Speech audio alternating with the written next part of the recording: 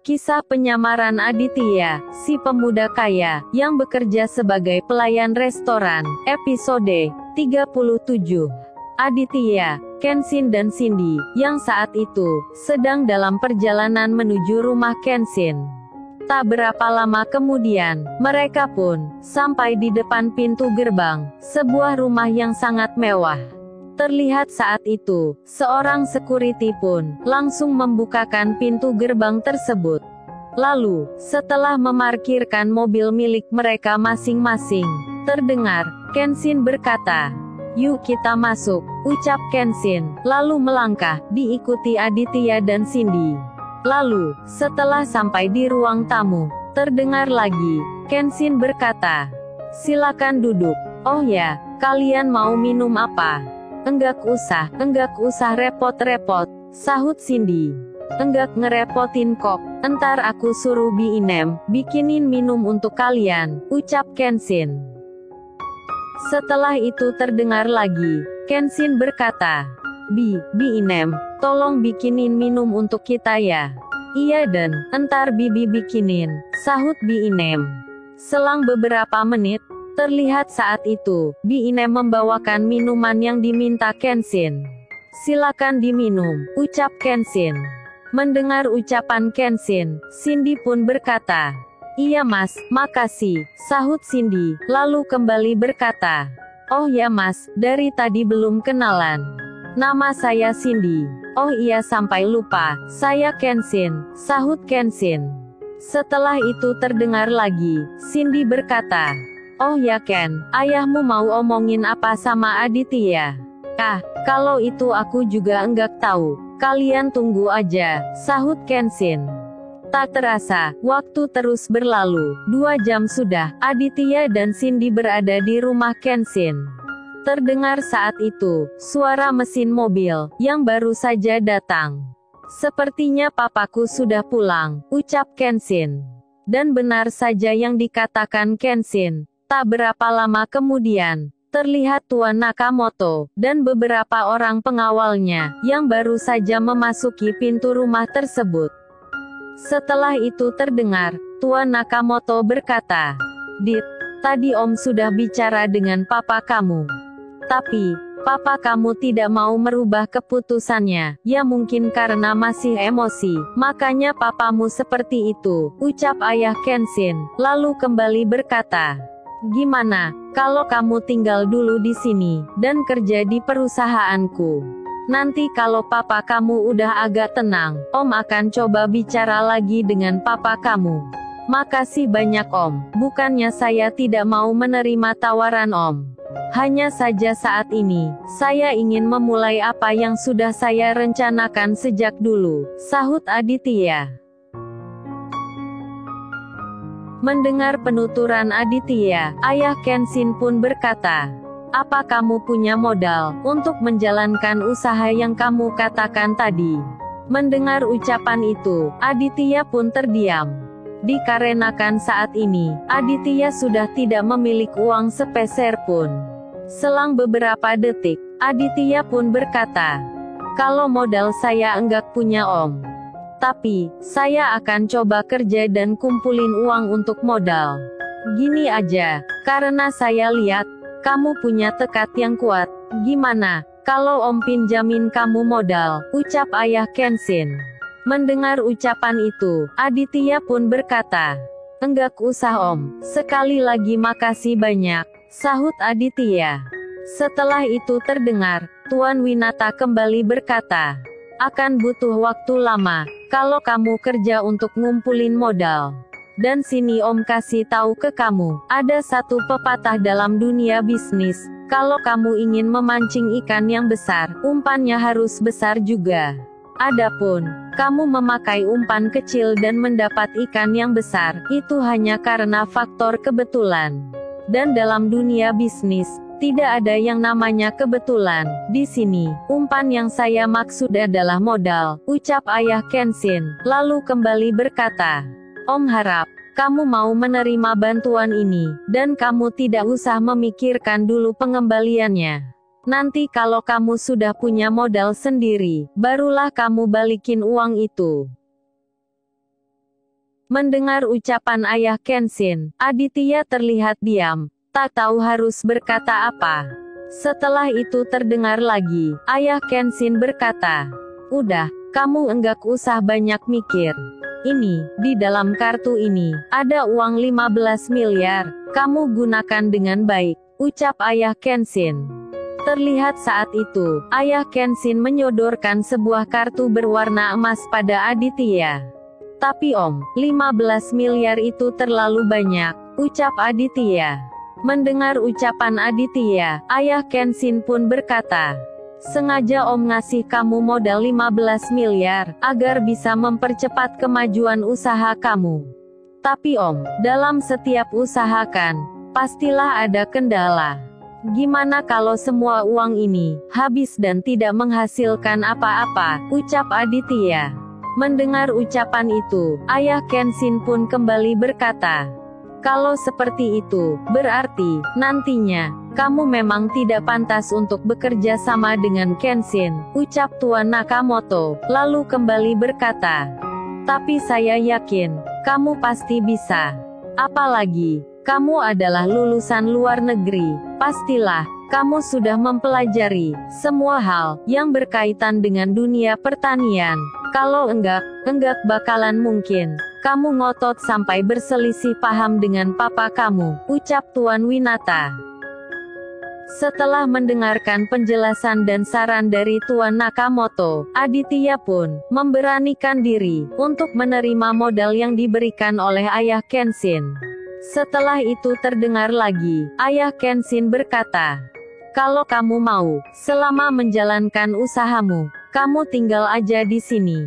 "Maaf Om, sekali lagi saya enggak bisa, karena saya ingin turun langsung ke lapangan, untuk melakukan observasi," sahut Aditya. "Ya baiklah, Om enggak bakalan maksa kamu," ucap Tuan Winata. Singkat cerita, waktu pun terus berlalu. Terlihat saat itu, jarum jam telah menunjukkan pukul 6 sore. Nico yang saat itu baru saja sampai di kontrakan Aditya, ia pun langsung bertanya pada Erin, "Rin, si Adit belum pulang ya?" "Belum Mas, mungkin bentar lagi," sahut Erin. Mendengar ucapan Erin, Nico pun langsung mengambil handphone miliknya untuk menghubungi Aditya. Sementara Aditya dan Cindy, yang masih berada di rumah Kenshin, tiba-tiba terdengar handphone miliknya berdering. "Halo Nick," ucap Aditya, setelah panggilan tersambung. "Iya halo juga Dit. Kamu lagi di mana?" "Aku lagi di kontrakan nih," ucap Nico. Mendengar ucapan Nico, Aditya pun kembali berkata, "Aku lagi di rumah teman sama Kak Cindy, emang ada apa ya?" "Enggak kenapa-kenapa kok, aku hanya khawatir aja, gimana urusan permasalahan resto, apa udah selesai?" ucap Nico. Lalu, Aditya pun berkata, "Udah kok, makasih ya udah bantuin aku. Santai aja sob, kita kan teman, lagian, kamu juga kan, sering bantuin aku," ucap Nico, lalu kembali berkata, Gimana ekspresi wajahnya si Dika, waktu tahu kamu adalah anak pemilik restoran Golden? "Nanti aja aku ceritain ya," ucap Aditya. "Oke deh," ucap Nico, lalu kembali berkata, "Kamu bawa kendaraan enggak? Kalau enggak, biar aku jemput." "Enggak usah Nick, aku sama Kak Cindy kok," sahut Aditya. "Ya udah kalau gitu, aku tutup teleponnya ya," ucap Nico, lalu menutup panggilan tersebut. Setelah Nico menutup panggilannya, Aditya pun langsung menaruh handphone miliknya tepat di samping tempat duduknya, lalu kembali melanjutkan pembicaraan dengan Kenshin dan ayahnya. Tak terasa, 30 menit telah berlalu setelah terputusnya panggilan dari Nico. Di situ terdengar ayah Kenshin berkata, "Malam ini kalian nginap aja di sini." Mendengar ucapan itu, Cindy yang dari tadi diam, ia pun berkata, "Waduh, maaf Om, saya enggak bisa, karena enggak ada pakaian ganti. Kalau Aditya mungkin bisa," ucap Cindy, yang saat itu masih mengenakan setelan yang dipakainya saat pertemuan tadi. Ya udah enggak apa-apa, kalau kalian enggak mau nginap. Tapi, alangkah baiknya kalian pulang sekarang, sudah malam loh, nanti kapan-kapan, kalian mampir lagi ke sini. Tapi harus nginap ya. Oh iya om, kalau gitu, kita permisi pulang ya, ucap Cindy.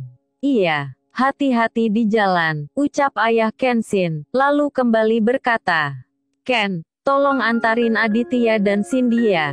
Oh iya pak, sahut Kenshin. Setelah itu terlihat, Aditya, Cindy dan Kenshin, melangkah meninggalkan ruang tamu rumah mewah tersebut. Saat akan masuk ke dalam mobil, terdengar Kenshin berkata pada Cindy, Cindy tunggu, bisa minta nomor handphonemu enggak?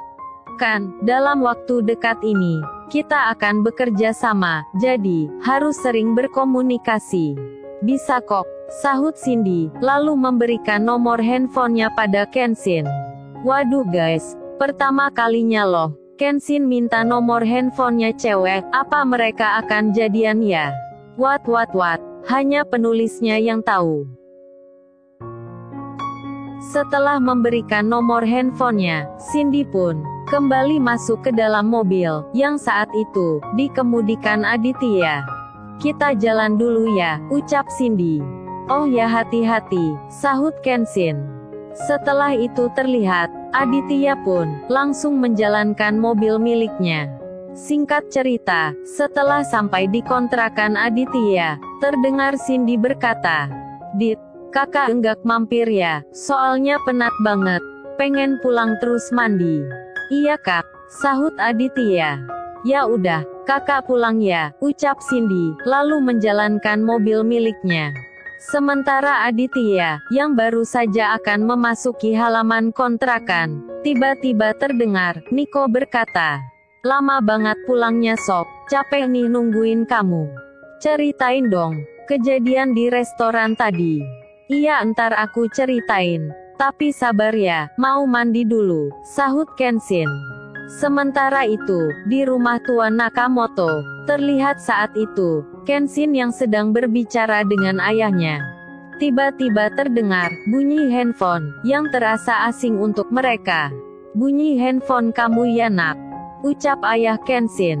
Bukan pak, bukan punya saya, sahut Kenshin, lalu kembali berkata, itu handphone siapa pak? Ucap Kenshin, sambil menunjuk ke arah handphone, yang tergeletak di atas sofa. Coba ambilin, nanti biar papa yang ngangkat, siapa tahu aja penting, ucap Tuan Nakamoto. Lalu, setelah melihat nickname yang tertulis papaku, dan melihat nomor handphone si penelpon, Tuan Nakamoto pun kembali berkata, ini kan, nomor handphonenya Winata, berarti, handphone ini punya Aditya. Setelah itu, Tuan Nakamoto pun langsung menerima panggilan tersebut. Halo Dit, papa minta maaf ya, sekarang kamu pulang ke rumah, kasihan mama nangis terus, ucap Tuan Winata, yang tak mengetahui bahwa, yang menerima panggilan itu adalah, ayah Kenshin. Maaf Winata, saya Nakamoto, sahut ayah Kenshin. Loh kok, handphonenya bisa ada sama kamu, ucap Tuan Winata. Tadi itu, saya nyuruh Kenshin, untuk membawa Aditya ke sini. Tapi sekarang, dia sudah pulang, diantarin Cindy, dan handphonenya ketinggalan di sini, ucap Tuan Nakamoto, lalu kembali berkata, gimana, udah adem ya, sampai nyuruh Aditya untuk pulang. Tadi tuh, saya emosi banget. Makanya ngomongnya enggak karu-karuan, sahut Tuan Winata.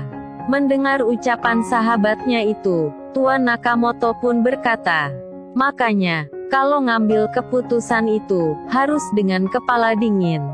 Coba kamu hubungi Cindy, mungkin saja, Aditya masih bersama dia, ucap Tuan Nakamoto. Ya udah kalau gitu, saya telpon Cindy dulu, sahut Tuan Winata, lalu menutup panggilan tersebut. Lalu, setelah panggilan terputus, Tuan Winata pun langsung menghubungi Cindy. Setelah panggilan tersambung, Tuan Winata pun berkata, Cindy, apa Aditya ada? Tolong bilangin, papa mau bicara. Aditya, udah Cindy antar ke kontrakannya Pak, sahut Cindy. Ya udah, kalau gitu Papa minta tolong ya, besok kamu jemput Aditya, terus bawa ke rumah. Kasihan Mama nangis terus, ucap Tuan Winata. Mendengar ucapan ayah angkatnya itu, Cindy pun berkata, kalau gitu, Cindy hubungi dia dulu Pak, ucap Cindy, yang tak mengetahui tentang handphone Aditya yang tertinggal di rumah Kenshin. Enggak usah Sin, tadi Papa udah hubungi dia, tapi handphonenya ketinggalan di rumahnya Nakamoto. Yang penting, besok kamu jemputin dia ya, ucap Tuan Winata. Iya Pak, besok pagi, Cindy langsung ke kontrakannya, sahut Cindy. Setelah panggilan terputus, Cindy pun bergumam. Syukurlah, Papa udah enggak marah lagi, gumam Cindy. Sementara Aditya yang sedang bersama Nico dan Erin. Saat itu terdengar, Aditya menceritakan kejadian di restoran, juga tentang diusirnya dia oleh ayahnya. Mendengar perkataan Aditya, Nico pun kaget lalu berkata, benaran Papa kamu ngomong gitu? Terus apa rencana kamu sekarang? Mendengar ucapan Nico, Aditya pun berkata, aku minta tolong ya Nick, besok jam 4 subuh, kamu antarin aku ke terminal. Aku mau pulang ke kampung, dan mencoba memulai usaha di sana, ucap Aditya, lalu kembali berkata, tapi tolong ya, kalau ada yang nanyain aku, kalian bilang saja enggak tahu. Oke deh. Kalau gitu malam ini, aku nginap di sini aja, biar enggak telat ngantarin kamu, dan aku janji, akan tutup mulut, ucap Nico. Setelah itu terdengar lagi, Aditya berkata, kalau kamu sih, aku bisa percaya. Tapi si Erin nih, aku agak ragu, soalnya enggak bisa bohong dikit. Iya mas, Erin juga janji, enggak akan ngomong apa-apa, sahut Erin. Oh ya Dit, bukannya ingin ngeremehin kamu nih. Bisa dibilang sekarang ini, kamu enggak punya apa-apa lagi. Kebetulan, tabunganku ada sekitar 500 juta lebih dikit. Tabungan itu kita bagi 2 aja, 300 juta kamu pakai untuk modal awal kamu, ucap Nico. Mendengar ucapan Nico, Erin pun berkata, kalau Mas Adit butuh modal, jual aja kontrakan ini. Enggak usah Nick, enggak usah. Sekarang kan, kamu juga lagi merintis usaha, pastinya juga butuh modal, ucap Aditya, lalu berkata pada Erin. Kalau kontrakan ini aku jual, kamu mau tinggal di mana? Lagian, kontrakan ini aku beli bukan untuk dijual, ucap Aditya. Namun, belum sempat dijawab oleh Erin, tiba-tiba terdengar, Nico berkata, enggak usah khawatir Dit, entar biar si Erin tinggal bareng aku aja. Maunya, sahut Aditya. Setelah itu terdengar lagi, Aditya berkata, kalian berdua enggak usah mikirin soal modal. Tadi tuh, Tuan Nakamoto, ngasih pinjaman 15 miliar ke saya, untuk dijadiin modal. Apa, 15 miliar? Pantas aja kamu nolak uang dari aku, ucap Nico yang terlihat kaget.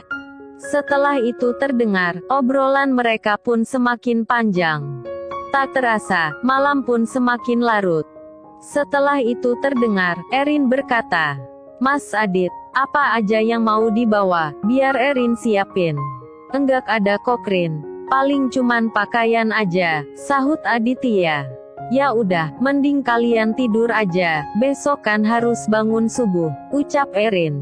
Iya Dit, tidur yuk, aku juga udah ngantuk nih, ucap Nico. Ya udah, ucap Aditya, lalu berkata pada Erin. Kamu juga tidur, entar digangguin si Nico loh. Iya mas, entar habis nyiapin pakaian Mas Adit, Erin langsung tidur, ucap Erin. Lalu, bagaimana kelanjutan kisahnya? Nantikan di episode selanjutnya. Akhir kata, saya mewakili kedua admin channel ini. Mohon undur diri dari ruang dengar Anda. Dan sampai jumpa di episode selanjutnya.